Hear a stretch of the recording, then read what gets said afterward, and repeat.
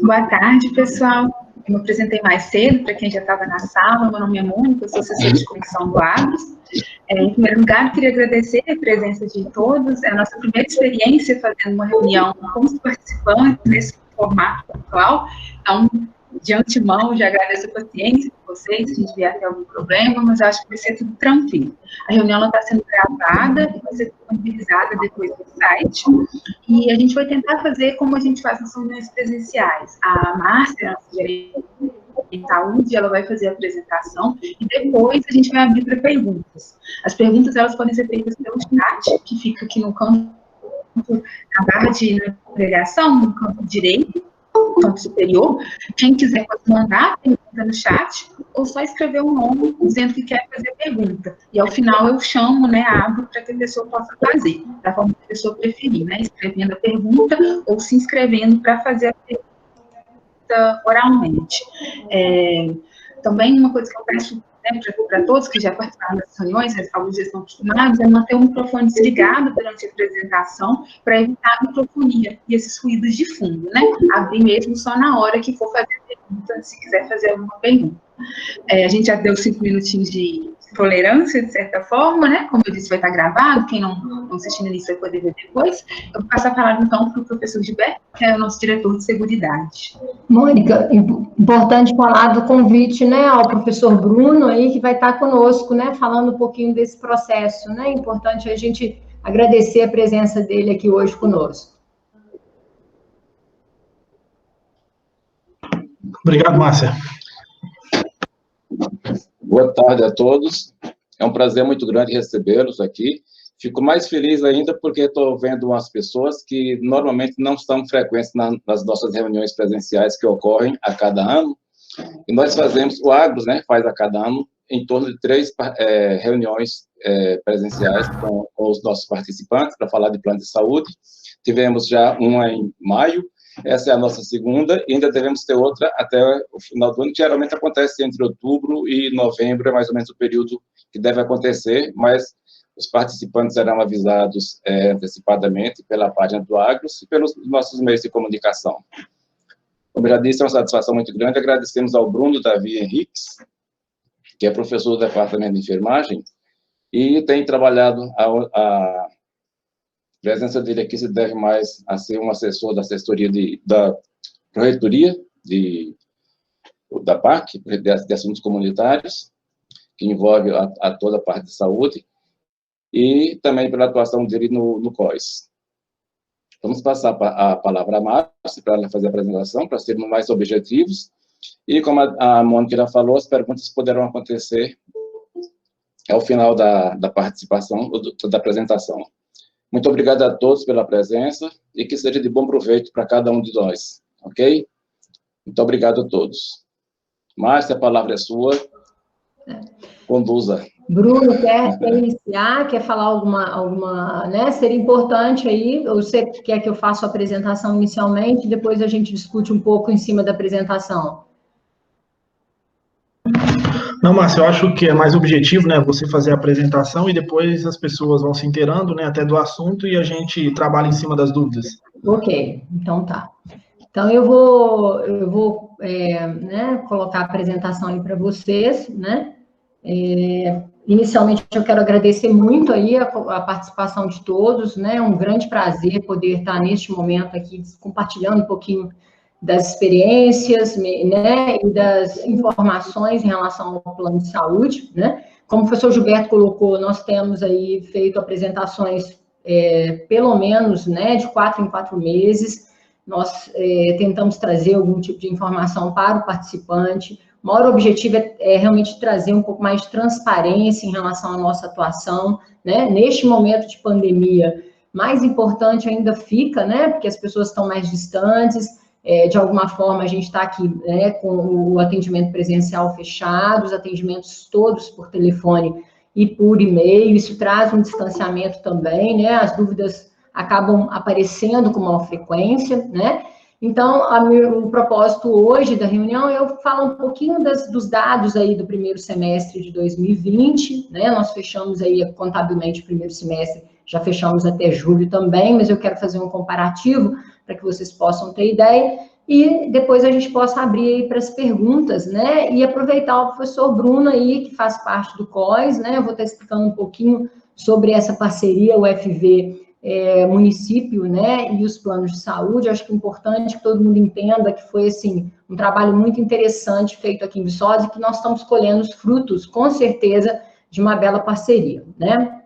Então, primeiro, eu quero aí parabenizar, né, a todos os participantes. Hoje é 1º de setembro, né, em 1994 a gente estava criando aí o plano de saúde, né, então, 26 anos, né, de plano. Então, parabenizar a equipe, né, pelo trabalho, o professor Gilberto aí, nosso diretor de seguridade, né, pelo trabalho, e a todos os participantes, né, pela confiança, né, pela parceria, né, aos nossos prestadores de serviço também, com certeza, né, trouxe, assim, nesses 26 anos de trabalho, muita alegria, né, e muitos objetivos concretizados, tá? Parabéns para todos nós, tá ok? E aí a gente passa um pouco para essas questões de características do plano, né? Hoje, o Agros, né, desde a sua criação, desde 1994, quando ele criou o plano de saúde, nós somos planos de autogestão. Isso é muito importante que vocês entendam, né? O mercado, ele se divide aí em cooperativas, medicina de grupo e operadoras de plano de saúde na categoria de autogestão. São aquelas entidades que gerem seus planos de saúde, né? A universidade fez essa parceria com o Agros para que o Agros pudesse fazer essa gestão dos planos de saúde, e por isso nós administramos planos coletivos empresariais, ou seja, nós temos uma empresa, um CNPJ, que contratou o plano para um grupo de beneficiários, né? E essa contratação, ela é exatamente para que essa gestão seja toda normatizada, e que essa normatização obedeça a toda a legislação da Agência Nacional de Saúde Suplementar. Então, nós estamos vinculados à agência, somos fiscalizados, e os planos são todos adaptados à regulamentação, atendendo aí a toda a legislação. Inicialmente, né, eu quero colocar um pouco dos aspectos assistenciais, né, dos custos, e aí eu falo um pouco da sinistralidade, né? A sinistralidade é o resultado, né, que é usado no gasto dos planos de saúde, com consultas, exames. Cada vez que se utiliza um procedimento, se concretiza um sinistro, né? Essa palavra é muito usada no seguro, né?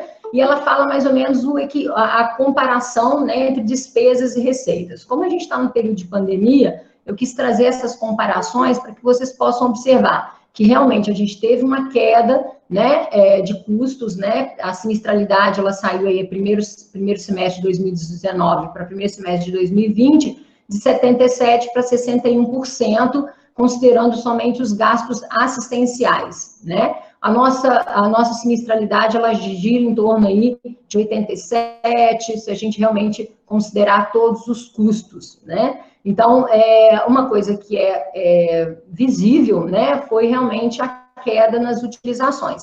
Essa queda na utilização, ela não interessa a ninguém, né, muito menos aos planos de saúde, que de alguma forma entendem, né, a importância da utilização, principalmente de procedimentos na atenção primária, né? Quanto mais a gente vai adiando os atendimentos, maior a probabilidade de que essa doença se agrave, e os custos também para todo o grupo, né? Lembrando que nós somos um plano coletivo empresarial, ele possa realmente comprometer aí, né, a sustentabilidade do plano de saúde, né? E a gente espera, já visualizamos aí para julho e principalmente agosto, uma retomada, né, uma correria na retomada das utilizações, né, o que pode aí ultrapassar os valores orçamentários. Então, em relação às despesas e as receitas e despesas, né, de janeiro a dezembro de 2020, nós tivemos aí receitas aproximadas de 35 milhões de reais, né, com despesas na faixa de 29.591.676 reais, né? Isso traz aí uma despesa mensal de 4.900.000, né, aproximadamente. E a despesa orçada, uma média mensal, né, o que a gente orçava para gastar nesse período seria de 5.412.000. Então, uma diferença aí de 400, né, e 70, mais ou menos, 460 mil reais a menos mensais aí que nós gastamos nesse período da pandemia. Lembrando que as despesas assistenciais, elas caíram, a procura por atendimentos, contudo, o Agros teve que fazer todo um investimento em relação a atendimentos, né, por monitoramento. Nós tivemos também que auxiliar, que eu vou falar um pouco também, o próprio município nessa estruturação, né, de apoio aí à própria pandemia, lembrando que nós temos aproximadamente 12 mil beneficiários em Viçosa, né, dos nossos 15.600, né. Com relação aos custos assistenciais, a gente comparando aí 2019 e 2020, né, a gente está vendo a curva, importante que a gente observe, né, que até fevereiro a gente tinha aí um comportamento bem aproximado, né, a partir de março, com a entrada da pandemia, né, o início da pandemia, as utilizações começam a decrescer, né, abril, né, com o decrescimento, chegando aí em termos de custo, né, nós tivemos aí um custo de aproximadamente, custos assistenciais de 3 milhões, o que seria esperado para este mês seria um pouquinho, quase chegando a 5 milhões de reais no mês de julho, né? No mês de junho, no mês de julho, a gente já vê uma pequena retomada, e no mês de agosto, nós acabamos de fechar agora, né? A gente também observa uma retomada dos custos assistenciais, lembrando que houve aí a abertura dos consultórios, né? Houve uma retomada das cirurgias eletivas, isso tudo traz uma utilização aí do plano, tá? Com relação ao número de consultas, né, a gente também visualiza aí a queda, principalmente em abril, né, aqui são autorizadas, por isso que no custeio, né, a gente vê que maio e junho são os que realmente tem uma queda, né, mas aqui é um número de autorizações, né, o que a gente esperava aí, que era em torno de 6 mil autorizações de consulta mês, chegou aí a 2.500, 3, e hoje, em junho, né, nós fechamos aí com 3.832 consultas aí agendadas, né, e realizadas. Com relação aos exames, a gente vê o mesmo comportamento, segue o mesmo comportamento.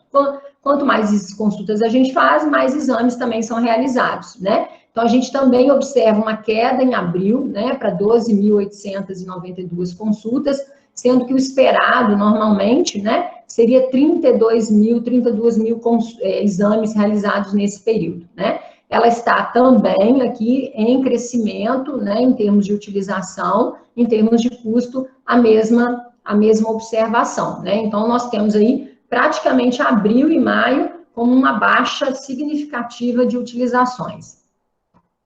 E nas internações, é praticamente um mês posterior, né? Então, aqui em número também, então, em abril, até abril, a gente viu um comportamento bem parecido com 2019, né? Chegando aí a 219 internações para 212 em abril, mas em maio, né, a gente viu aí um decrescimento, né, considerando aí a interrupção das cirurgias eletivas, ficamos praticamente com as cirurgias de urgência e emergência, né, e em junho também um decrescimento, né, julho e agosto já começamos a retomar, principalmente cirurgias de alta complexidade, né, semana passada e essa semana a auditoria médica está envolvida com realmente um número enorme, assim, de solicitações que apareceram, né, e que, de alguma forma, não podem mais ser adiadas aí a cirurgias, né, principalmente essas cirurgias eletivas, que, de alguma forma, já foram identificados motivos e que estão aguardando aí a passagem da pandemia e que, infelizmente,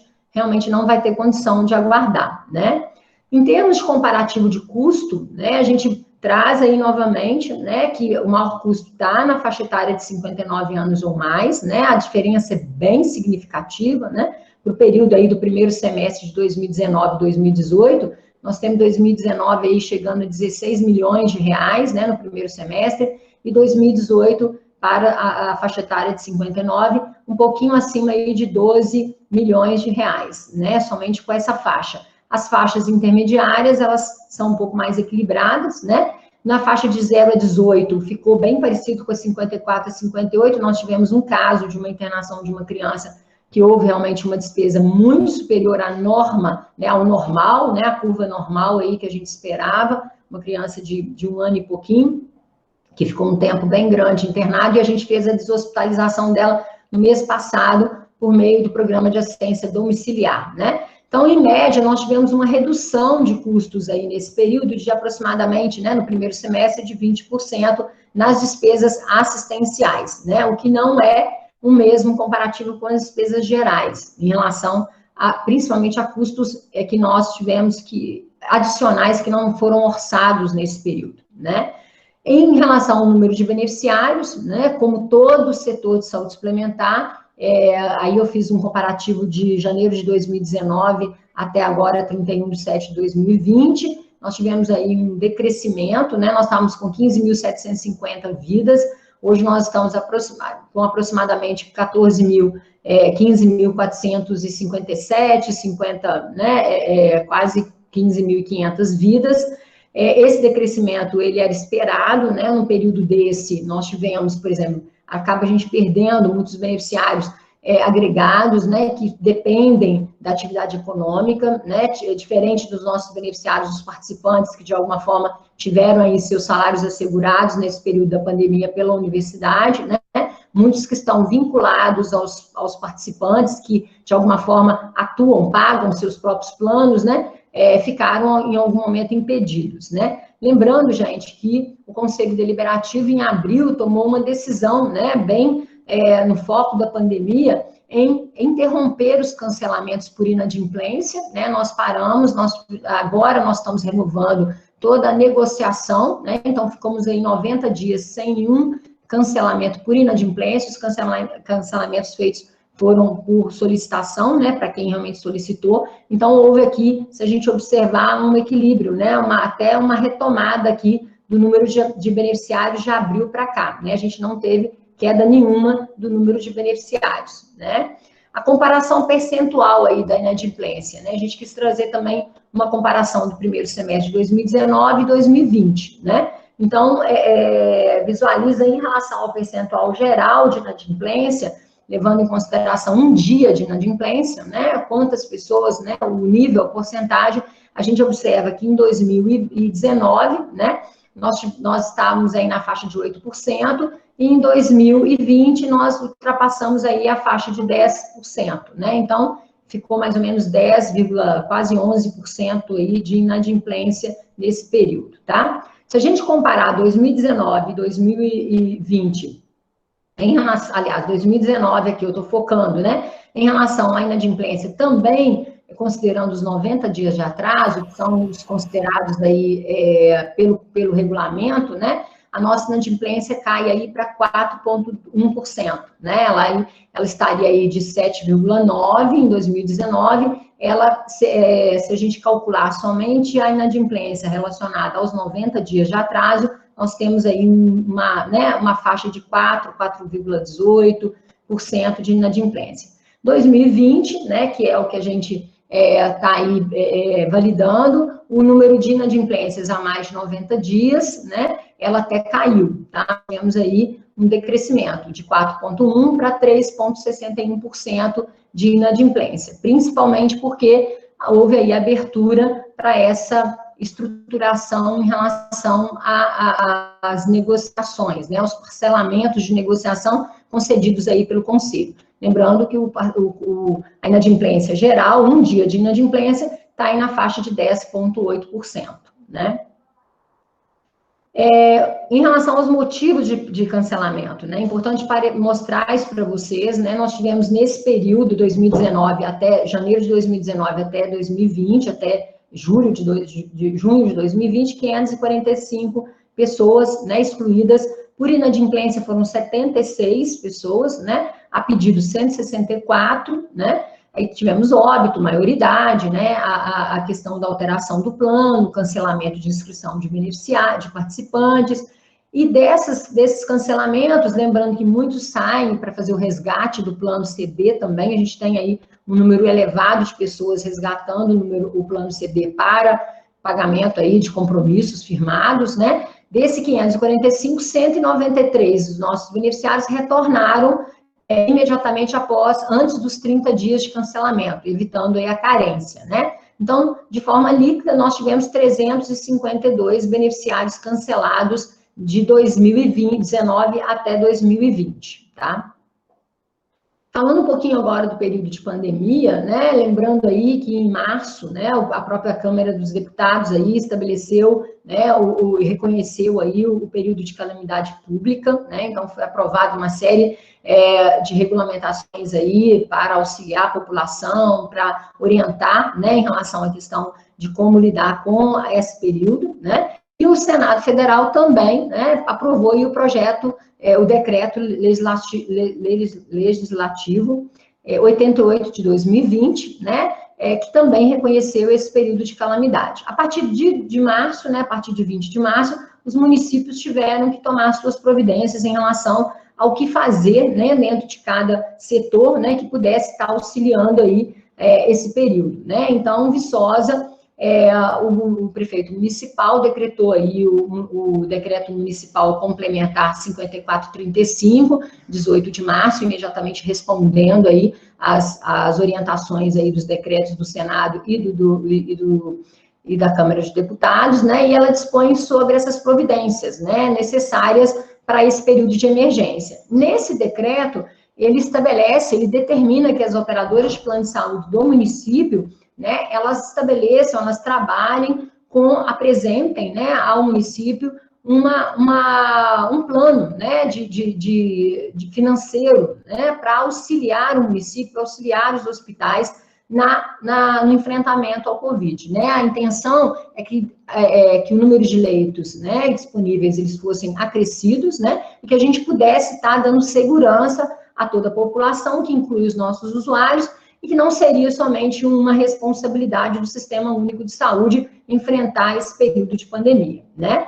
Na portaria 194 de 2020, o município também criou o Conselho Técnico. Nesse Conselho Técnico, ele incluiu técnicos, né, do município, médicos, enfermeiros, né, pessoas aí entendidas em questão relacionada a tudo que impacta aí a transmissão do coronavírus, né, do Covid-19, e foi feita uma parceria com a Universidade Federal de Viçosa. Eu acho, assim, esplêndido, né, o que aconteceu. Eu acho que, diferente de todos os municípios, é importante que a gente visualize realmente que foi um benefício imenso. Tudo que nós estamos colhendo hoje, por mais que a gente tenha um número que não é pequeno de pessoas infectadas, né, nós tivemos somente um óbito, né, e que, se a gente for observar o óbito, né, depois dos esclarecimentos, esse óbito não ocorreu pelo coronavírus, mas sim com o coronavírus, né, ou seja, a transmissão foi feita posterior ao adoecimento da pessoa, né, que realmente faleceu. Então, assim, todos os itens escolhidos hoje, eles estão aí fortalecidos com essa parceria, né, e a gente faz parte dessa parceria, nesse conselho técnico. Os planos de saúde foram convidados também a participar, e a gente faz aí parte desse projeto, e semanalmente a gente discute todas as ações, né, a gente auxilia no que é possível, né, as ações necessárias aí para a cidade, né. E, além disso, a prefeitura criou aí o Centro de Operações de Emergência em Saúde, que é o COES, né. O professor Bruno faz parte do COES, a gente convidou ele hoje para que a gente também possa utilizar aí das informações, né, do conhecimento dele, de todo esse período de pandemia. Ele é formado por profissionais de gestores da rede pública de saúde, né, alguns representantes regionais também da saúde, servidores, professores, especialistas da UFV. Foi, acho que, o grande legado da UFV, disponibilizar profissionais e trazer aí um conhecimento inédito, né, uma discussão muito diferente do que o próprio município poderia ter com seus próprios profissionais, né? A gente colocou em prol da comunidade conhecimento técnico da universidade. Isso realmente foi impressionante. A gente tem que parabenizar a Viçosa, né, por essa parceria, a UFV e a prefeitura. O objetivo do COES é mais estudar e definir esses procedimentos, né? Abertura de barreiras, fechamento de barreiras, né, que tipo de controle vai ser feito na cidade, né, e todas essas discussões, retorno de atividade, fechamento de atividade, né, são elas, e esse COES, ele orienta, né, todo o grupo, todo o município, né, em relação às atuações. Lembrando que a decisão final é sempre do prefeito, né, como aí responsável pelo município. O COES existe praticamente em todos os municípios de Minas, né, tem o COES de Minas Gerais, que é de Belo Horizonte, que é do governo. Então, assim, esses centros de avaliação, centros de operação, ele foi criado exatamente para o combate aí ao coronavírus, né.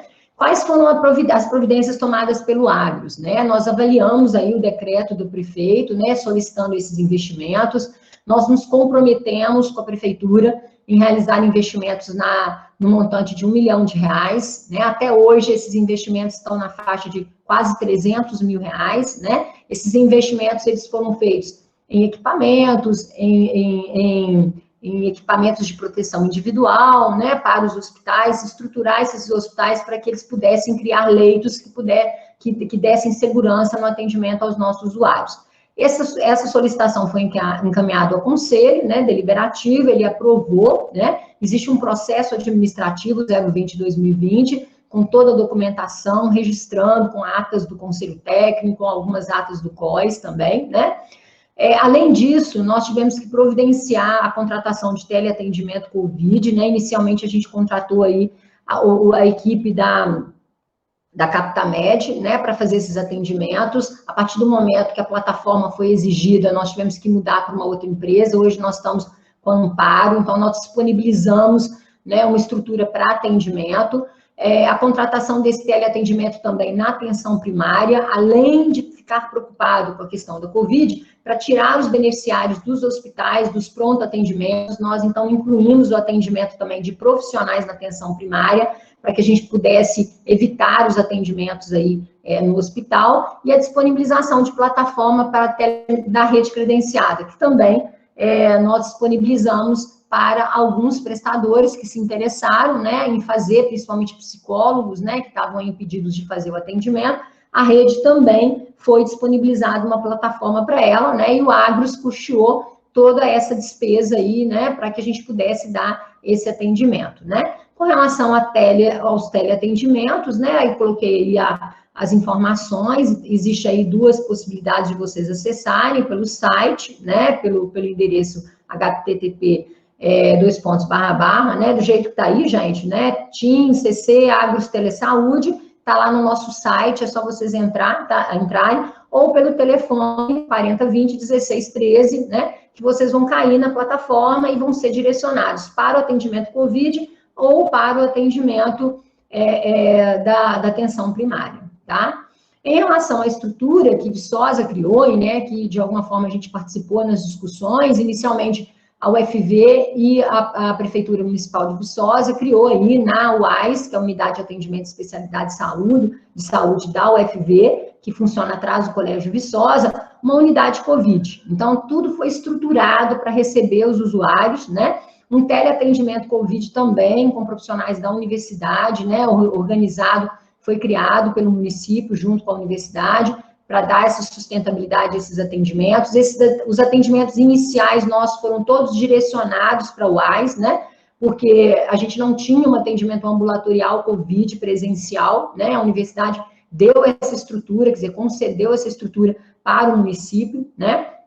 A coleta de exames que eram feitas aí pela UAS, né? Para os pacientes que passavam por lá, pela vigilância epidemiológica do município, por casos domiciliares, e no Hospital São João Batista, né, para os casos internados, considerando que eles estavam atendendo os casos internados, né.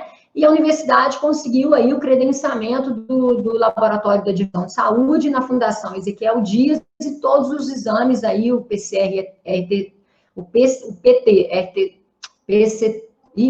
exame de coronavírus, tá, gente? Desculpa. Isso, exatamente. RT-PCR, exatamente. Todos eles eram feitos aí no laboratório da Divisão de Saúde, né, com credenciamento da FUNED. Né.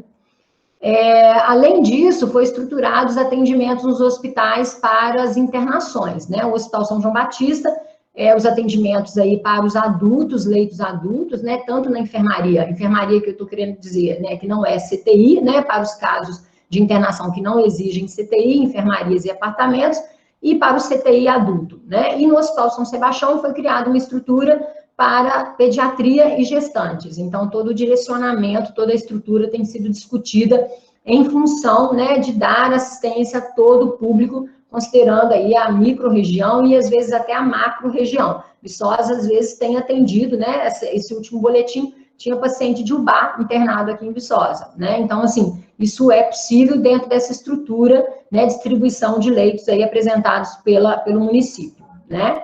E os investimentos dos planos, eles foram muito direcionados para os equipamentos de proteção individual, né, a infraestrutura dos hospitais de Viçosa, então equipamentos, materiais, né, Isso não foi só o Agros, viu, gente? Nós tivemos o investimento do Planmove, um investimento alto do Planmove, até muito superior ao do Agros até agora. A própria Unimed está investindo também nessa infraestrutura, né? Criando aí a estrutura para novos leitos, né? Principalmente focando no leito de CTI. E aluguéis de equipamentos, né? Nós alugamos alguns respiradores e disponibilizamos aí para os hospitais, considerando a falta desse equipamento para ampliação do número de leitos de CTI, né? E também disponibilizamos alguns materiais de coleta, né, do RT-PCR, do exame de COVID, né, que são suaves, que são aqueles exames, que é aquele material para coleta, né, para retirar o material da narina, né, para fazer o exame. Então, também conseguimos disponibilizar alguns, né, os que foram aí possíveis de serem comprados também, né.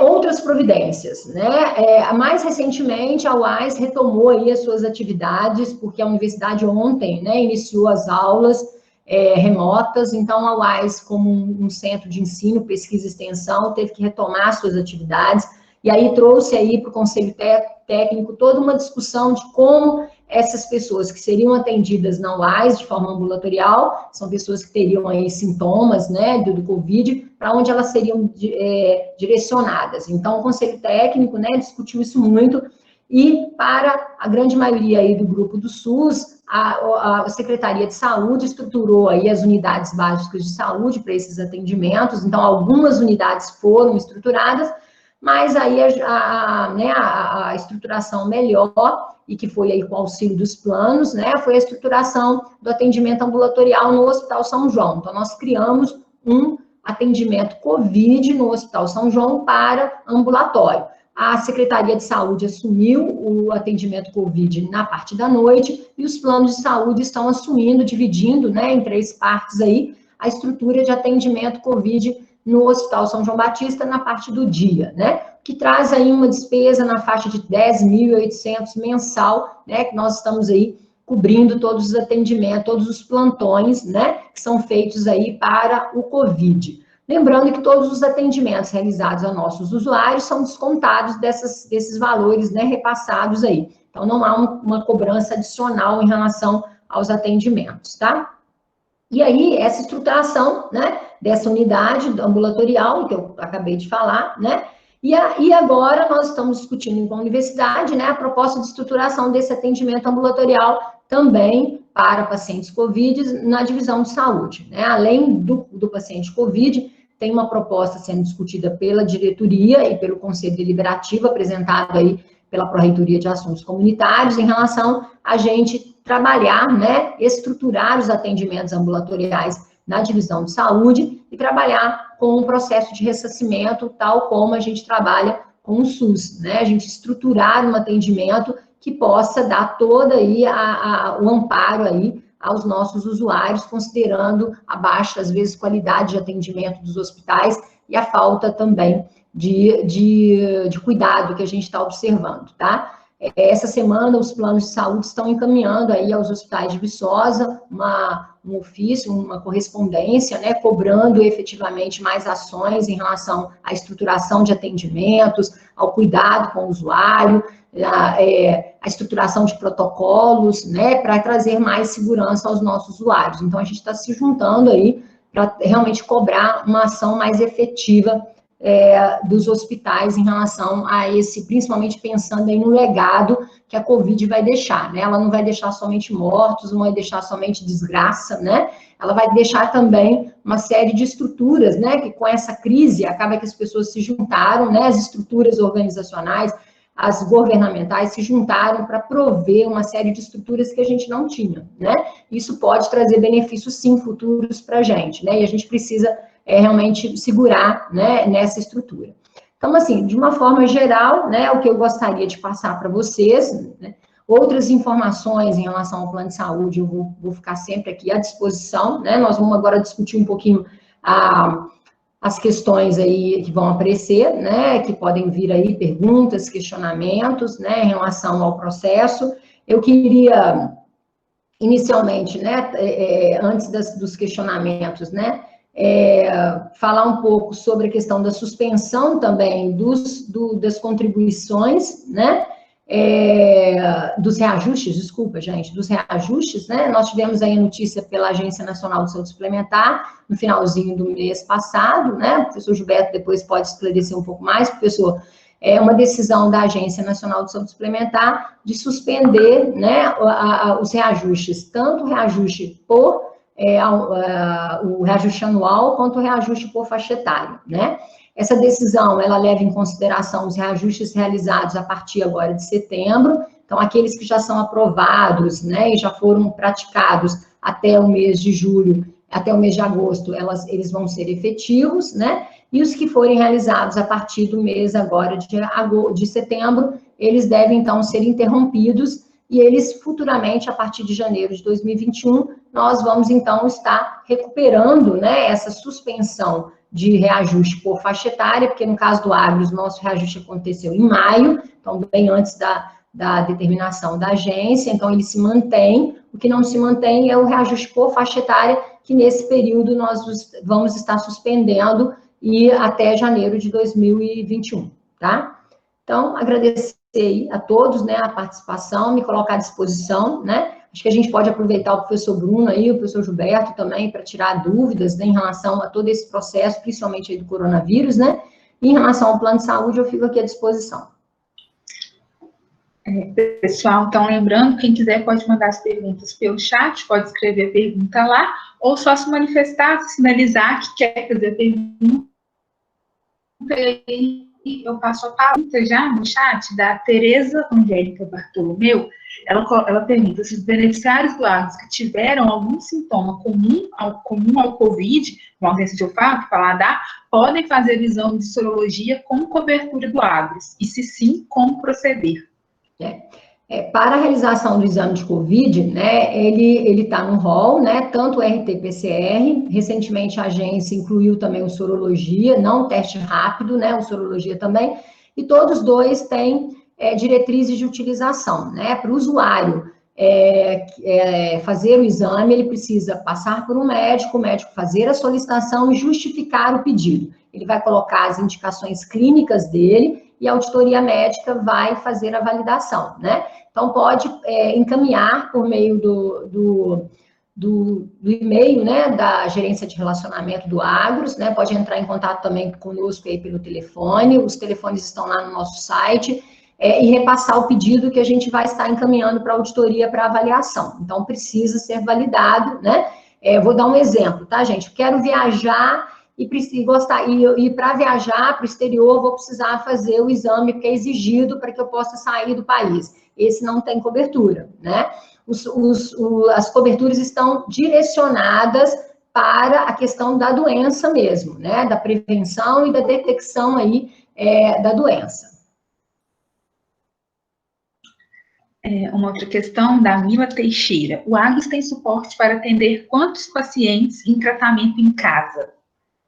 Hoje nós temos mais de 100 beneficiados em casa no programa de assistência domiciliar, né? Esse programa, ele foi criado para os beneficiários que de alguma forma têm dificuldades de mobilidade, né? Que não têm acesso à rede credenciada por dificuldades de mobilidade. E neste período de pandemia, nós chegamos a utilizar esse programa também para atendimento de alguns beneficiários, né? A Captamed, né, ela fez algumas visitas em relação a esses pacientes do Agros, e a nossa capacidade, agora eu não saberia te falar assim em termos, né, porque assim, quando a gente precisar, a Captamed vai conseguir estruturar uma equipe para isso, tá? Hoje nós temos uma equipe que tem um médico, mas tem 2 enfermeiros, tem 2 fisioterapeutas, né, e assim, a partir do momento que a gente tiver uma demanda crescente, nós vamos ter, então, a possibilidade de reativar mais e mais profissionais, né, multidisciplinares, para atender aí o programa de assistência domiciliar. Lembrando que a gente atende em Viçosa, nós atendemos em Juiz de Fora, Belo Horizonte, né, Florestal, nós temos beneficiários em Pará de Minas, então, assim, todos esses beneficiários são atendidos por essa equipe, lembrando que são equipes distintas, porque o município, né, cada município tem uma equipe diferente.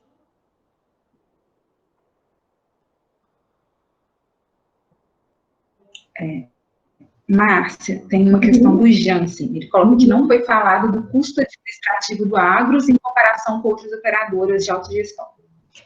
Na última apresentação, né, quando eu trago essa questão da despesa administrativa, muito quando a gente vai falar aí do reajuste, né, na primeira apresentação deste ano, que foi em março, abril, que eu já fiz aí de forma não presencial, eu apresentei a questão dos custos administrativos. Não alterou nada de lá para cá. Nós fizemos uma comparação, né, a contabilidade tem feito aí um acompanhamento da despesa administrativa e a gente tem feito uma comparação com 5 operadoras de autogestão, da mesma modalidade nossa, que tenham aí também, porque assim, se a gente fizer uma comparação com empresas que não têm previdência, né, não fica uma comparação muito próxima, né? Então, nós estamos trabalhando com a Fundafeng, fizemos uma comparação com a CEMIG Saúde, né, com a Libertas, nós comparamos com 5 entidades. Das 5 entidades, nós tivemos o menor custo, tá, administrativo. Eu posso passar para quem se interessar, né, pode pegar meu e-mail, mandar via contatos, eu posso passar esse comparativo de custo que a gente tem acompanhado, aí semestralmente a gente tem feito um novo levantamento para atendimento. Nosso custo administrativo gira em torno de 700, isso aí mensal, 700 mil reais mês, tá? Esse é o nosso custo administrativo.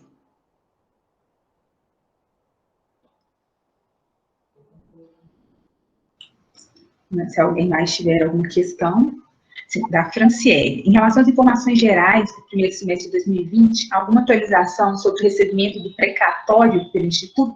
Acho que seria talvez o professor Gilberto, Exatamente. Né? Bom, em relação ao precatório, preferiria deixar para uma outra reunião, porque isso aqui é de saúde. O precatório está dentro da parte da Previdência, senão a gente vai misturar as duas coisas e não sei se é do interesse de todas as pessoas. O precatório, ele já foi, para não deixar também sem resposta, o precatório já foi designado pela Justiça, foi a favor do Agros, o dinheiro já está depositado no banco, mas precisa um parecer da patrocinadora UFV para que seja liberado o alvará para que esse dinheiro caia na conta do Agros. Mas eu não queria entrar em muito detalhe de precatório agora, de Previdência, para a gente não fugir do assunto, porque sempre temos reuniões sobre Previdência e sobre saúde, de forma distintas, né? E hoje o nosso foco aqui seria a saúde. Mas, para não deixar sem resposta, só essa informação. O dinheiro já foi destinado pela União para o Agros, mas a patrocinadora UFV precisa primeiro se manifestar juridicamente sobre isso para que ele caia na conta. Márcia, o Jansen, complementando a pergunta sobre as despesas em relação às autogestões, ele perguntou qual o percentual do custo administrativo. Geral, assim, em relação às nossas despesas gerais, nossas despesas estão gerando na faixa de 5 milhões e 400, tá? Despesa total. Então, 700, né? Fazer a conta aí, gente. Eu agora faço a conta aqui para vocês. Mas é isso, 5 milhões para 700 mil reais aí a despesa administrativa. Esse é o nosso percentual aí, de despesa em comparação com a despesa geral, tá, gente? Com todas as despesas.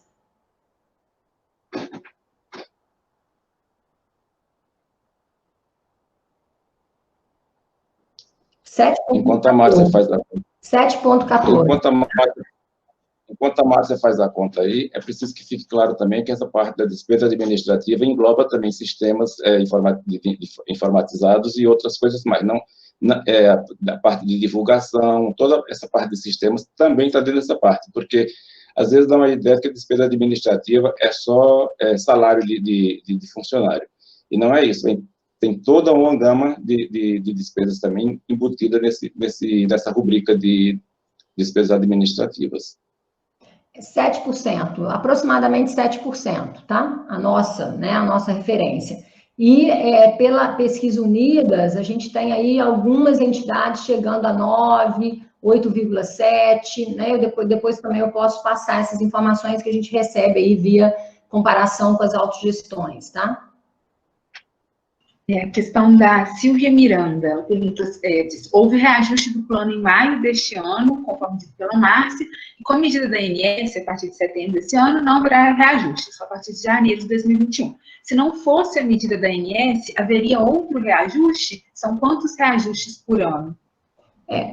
Tem que separar, né? Nós temos o reajuste anual, que é o reajuste que traz aí a avaliação do equilíbrio atuarial do plano, né, receita e despesa, necessidade de receita durante o período aí anual, né, então a gente faz uma avaliação, essa é em maio, e tem o reajuste por faixa etária. O que é ele, né? Nós temos 10 faixas etárias de acordo com a tabela de precificação, né? Nós estamos aí, a primeira faixa etária de 0 a 18, a outra de 19 a 23, 23 a 20, 24 a 28, até chegar a 59 anos ou mais.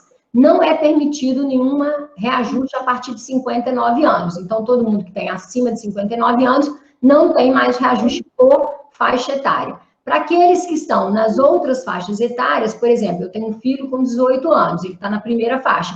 Agora, em setembro, ele está fazendo 19 anos. Então, em setembro, ele teria, então, um reajuste passando da faixa etária de 0 a 18 para 19 a 23, né? Então, isso é um reajuste também aplicado e é em cima daqueles que estão nas beiradas da faixa etária, né? A Inesc não suspendeu esses reajustes também. Então, agora em setembro, todos que estão fazendo aniversário em setembro, outubro, novembro e dezembro, que estão aí na beirada das faixas etárias, nos limites das faixas etárias, não terão reajuste por faixa etária, tá? Esse reajuste será aplicado somente a partir de janeiro. É por isso que existem duas modalidades de reajuste.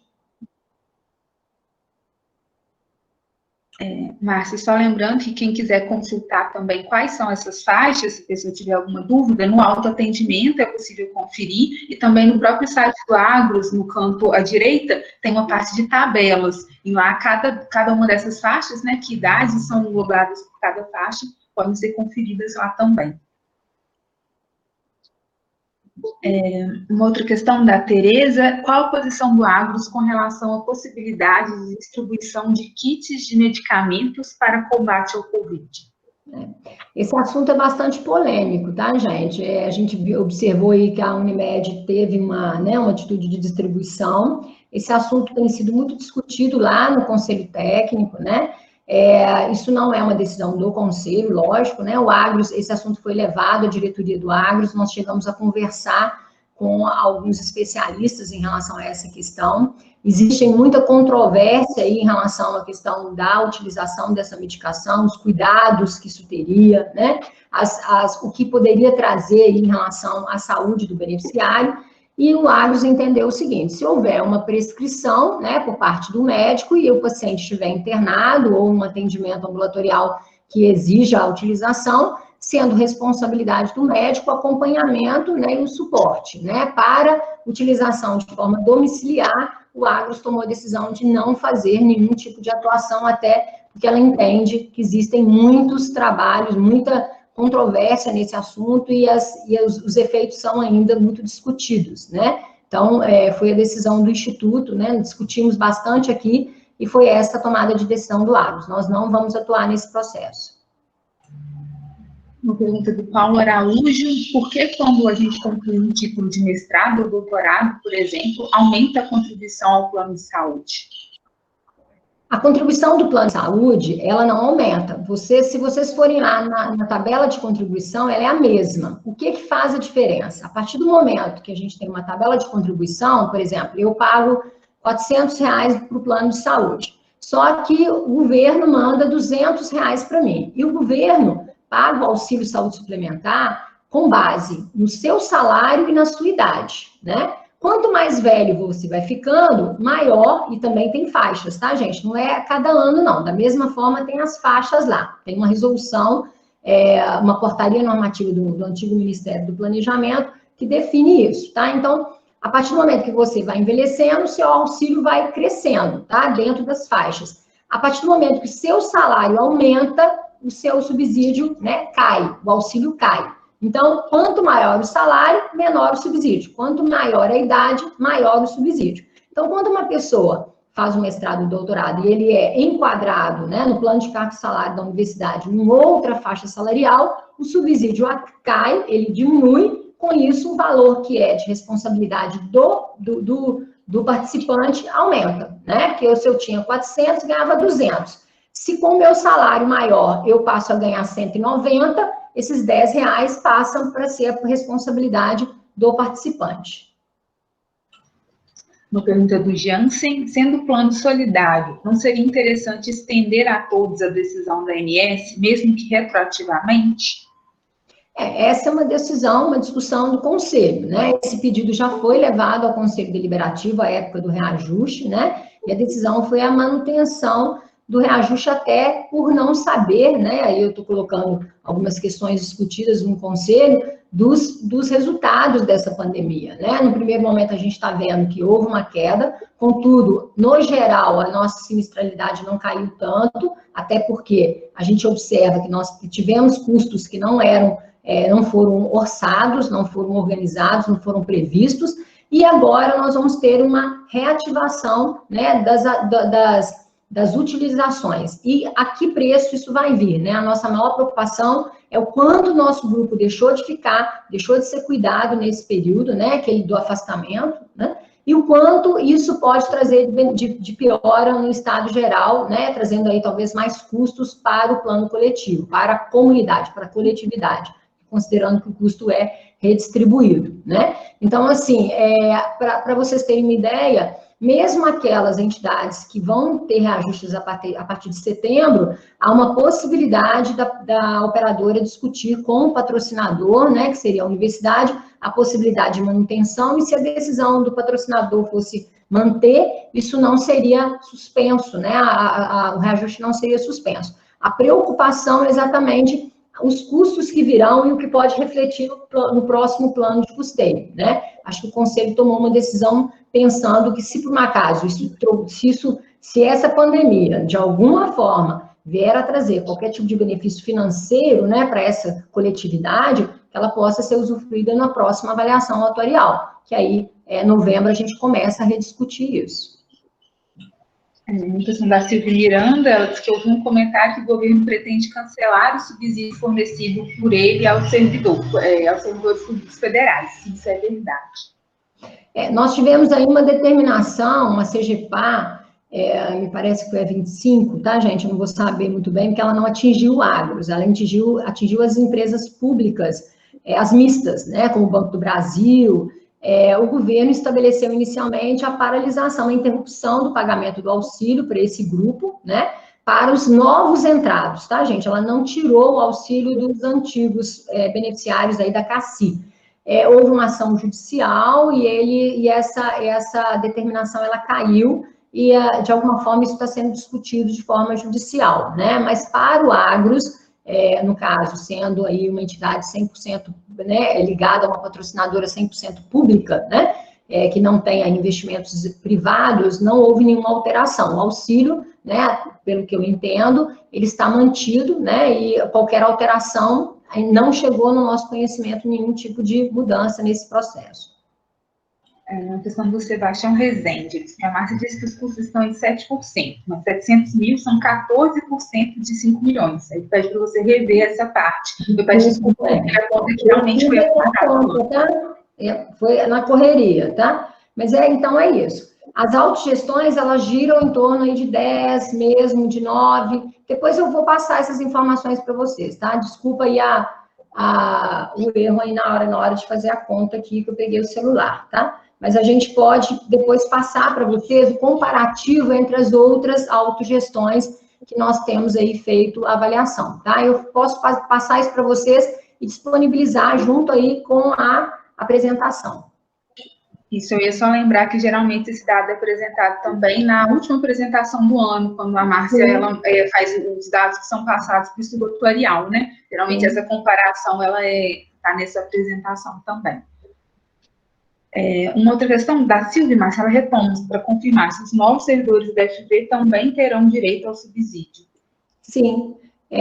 Hoje, né, não tem nenhuma, a CGPA 25, ela não atinge mesmo os servidores de uma empresa 100% pública, né? Então, hoje, os novos servidores têm o auxílio saúde suplementar, dentro aí da portaria normativa, tá? Dentro do estabelecido pela portaria.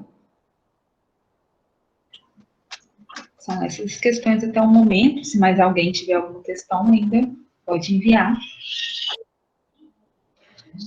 Eu queria pedir aí o professor Bruno, né, para falar um pouquinho, professor, né, o que o senhor tem visto aí em relação à questão da parceria, né, uma pergunta minha agora, né, em relação à parceria, UFV e Agros, né, UFV e o município, principalmente, né, como é que o senhor tem visto esse processo, né, qual é o reflexo aí na comunidade, o que isso tem refletido, o que é a sua opinião em relação ao reflexo aí na comunidade? Ô, Márcia, na verdade, né, eu acho que ninguém está querendo saber de coronavírus, né? Nós já estamos cansados de escutar sobre coronavírus, mas, na verdade, é só reforçar mesmo que essa articulação, né, da universidade com o município, e não só o município de Viçosa, mas a microrregião, como um todo, né, que engloba mais 9 municípios e um atendimento de 140 mil pessoas aproximadamente, né, que referencia para Viçosa, juntamente, né, com os planos de saúde, os principais aí do município, foi fundamental para que a gente, né, chegasse aos resultados que a gente tem hoje e mantivesse as ações, né, que nós já estamos fazendo desde março. Porque o que a gente observava no início é que se a gente tivesse um surto de coronavírus em Viçosa, em março, abril, a gente teria uma tragédia, porque a gente não tinha um serviço de saúde organizado, a gente não tinha lei de CTI. Esses leitos de CTI foram sendo implementados por volta de maio, junho, por questões diversas administrativas das instituições, juntamente com questões de insumos, né, que existia uma dificuldade grande de aquisição aí no mercado. Mas a gente conseguiu organizar, né, a universidade suspendeu as atividades acadêmicas, que isso foi uma ação importante também, a gente retirou da cidade aproximadamente 12 mil pessoas, de uma população que não era de risco, mas tem comportamento de risco, e a partir daí, né, essa articulação, né, através, como a Márcia disse, do Conselho Técnico, que são profissionais que dão o direcionamento das ações desempenhadas pelo município e pelos hospitais da cidade, a gente já vai conseguindo um resultado aí satisfatório, né, pelo menos na nossa avaliação até hoje. Existe uma pressão muito grande, né, por diversas variáveis, né, nesse processo, principalmente econômica, né, de retomada, enfim, mas a gente vem sendo bastante criterioso nisso, para evitar que a gente tenha um problema maior, né? Eu não sei se vocês acompanharam, mas nós tivemos um surto de coronavírus numa casa de longa permanência no município de Porto Firme, que era um local bem complexo e onde cabia 22 idosos, a gente tinha quase 60. E esse surto de coronavírus, ele quase sobrecarregou a capacidade hospitalar do município, né, principalmente de leite de CTI, chegando a ter 4, 5 idosos internados ao mesmo tempo, e um volume de caso positivo muito grande lá. Então, mas a gente viu também que a atuação da universidade com os testes, né, que é uma variável importante, rapidamente, né, a gente testou todos os pacientes que tinham em Porto Firme, fizemos as medidas de intervenção epidemiológica lá, juntamente com o município, para que a gente pudesse controlar o surto. Mas mesmo assim, se eu não me engano, a gente teve 5 ou 6 óbitos, né, relacionado a essa instituição. E como Márcia disse, eu acho que está sendo um momento importante para a comunidade entender o papel da universidade, não só dentro das 4 pilastras, e sim da relação com a cidade. Está sendo muito desgastante para nós que estamos à frente disso desde março, não está sendo fácil, mas ao mesmo tempo que as coisas vão avançando, a gente também vai encontrando uma luz no fim do túnel, aí, quem sabe, da possibilidade de uma vacina, né?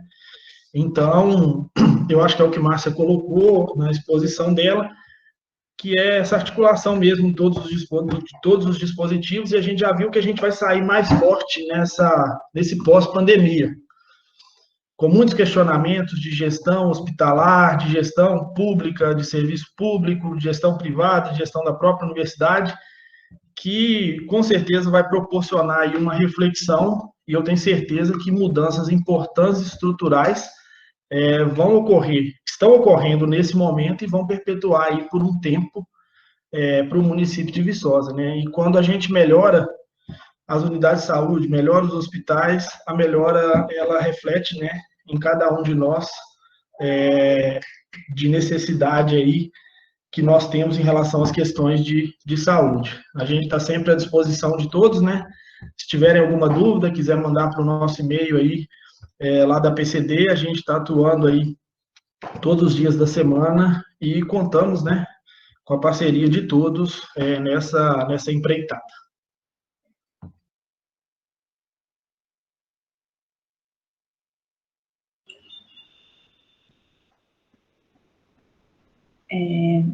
Uma outra questão, agradeço a fala do Bruno, eu vi que a Maria Olímpia, ela coloca, sugerindo que seja disponibilizado no site, a apresentação vai ser sim disponibilizada, eu vou conversar com a Márcia depois, para talvez já fazer a atualização no próprio arquivo, com esse dado, né, com o comparativo, e a gravação da reunião também. Então, provavelmente amanhã, os 2 arquivos já estarão disponibilizados no site. Uma outra questão da Silvia, ela coloca que há casos de cidadãos que estão sofrendo transtornos psicológicos por causa do isolamento social, realização de home office, como uma das medidas preventivas contra o Covid-19. Está havendo muita procura de servidores por serviços psicológicos por causa dessa pandemia? Que direcionada a Márcia.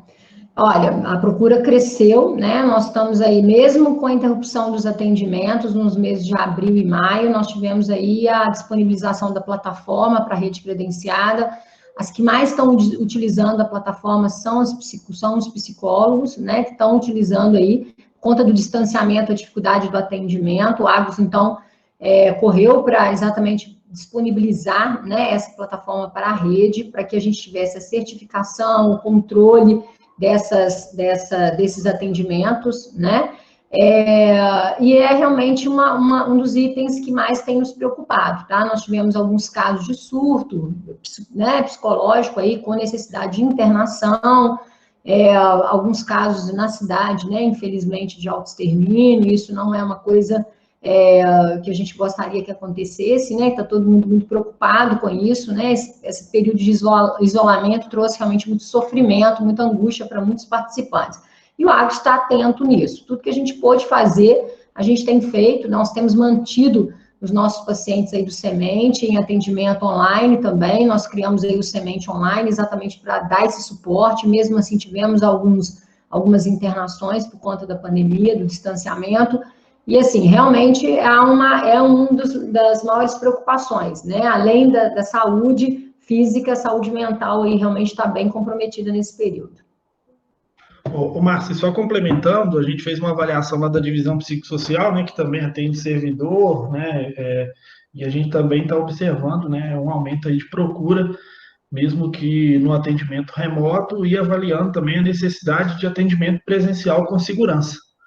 Né, porque eu acho que uma coisa que a gente vai ter que preparar daqui para frente é a organização, principalmente do serviço de saúde, seja física ou mental, em caso de necessidade, né, ter esse atendimento presencial com segurança, tanto para o usuário quanto para o profissional que está ali atendendo. Né? Mas é lógico que essa situação ela vai acontecer quando a gente não tiver a possibilidade ou a organização, né, do atendimento remoto aí.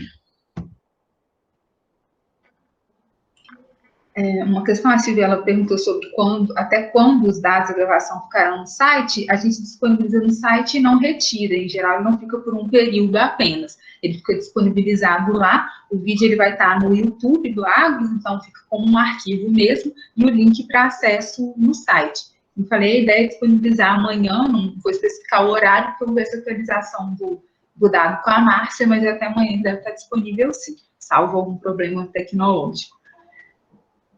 Alguém com mais alguma questão ou pergunta? A Wanda coloca aí da questão, né, dos atendimentos, dos teleatendimentos, a questão dos enfermeiros e técnicos, né, médicos a gente tem, os psicólogos, outros profissionais, alguns nós já estamos com eles na plataforma, a adesão não tem sido tanto quanto a gente entendia, né, de qualquer forma, os atendimentos da Captamed, quando, né, são acionados dentro do programa, se estendem também, né, a essa questão dos enfermeiros e técnicos para atendimento domiciliar.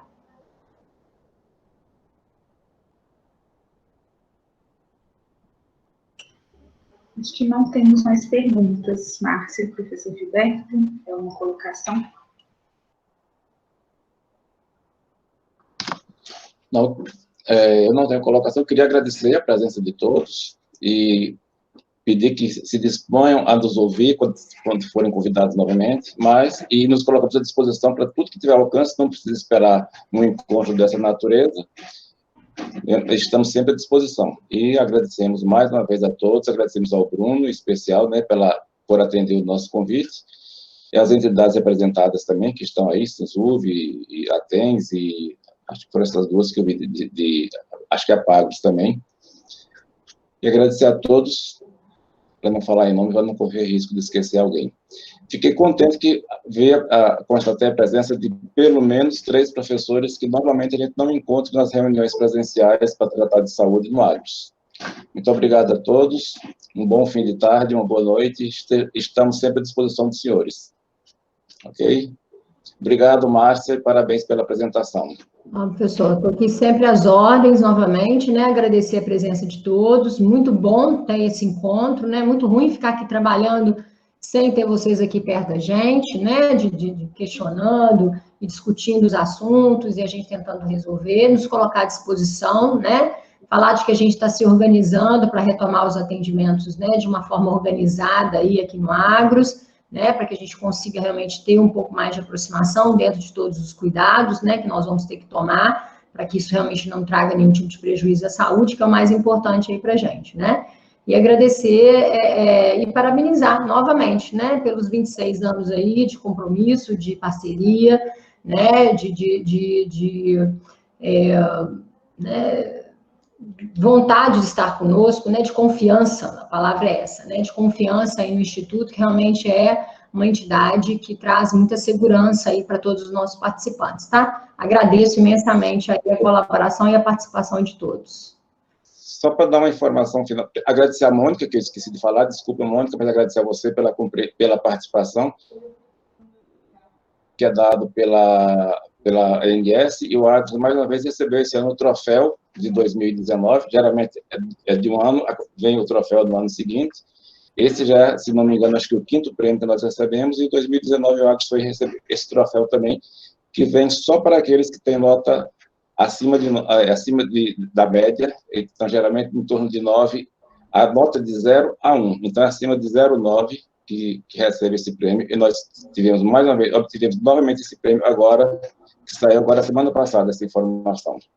Trazer essa informação para todos. Troféu 2019. Troféu IDSS, Índice de Desenvolvimento de Saúde Suplementar. Obrigado, gente. Até uma próxima.